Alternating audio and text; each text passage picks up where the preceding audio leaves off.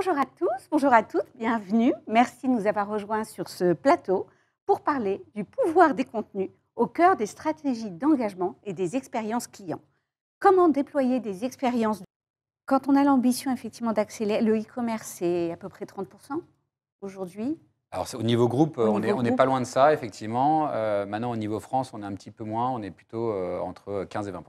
Et avec, vous avez l'ambition d'accélérer, vous nous disiez Bien en sûr. introduction sur le e-commerce. Est-ce qu'il y a une politique dédiée en matière de contenu que vous allez mettre en place ou que vous êtes en train d'optimiser? Absolument, absolument. Donc, je parlais tout à l'heure de DCO. Effectivement, c'est quelque chose qui se prête très bien à l'e-commerce, notamment avec des plateformes d'e-commerce qui sont en train de lancer ça, des plateformes partenaires.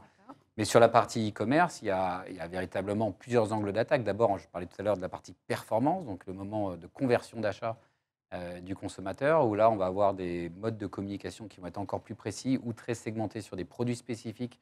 On a vu que le consommateur s'est engagé en termes de communication par le passé, donc on va avoir on appelle ça un push contenu spécifique autour de ce produit, mais également l'adaptation de nos contenus sur nos sites D2C. On a plus de 15 sites direct consumer, donc des sites de marque, des sites marchands dans le groupe L'Oréal. Donc là aussi, il va falloir adapter le contenu sur les différents sites en fonction des formes de navigation.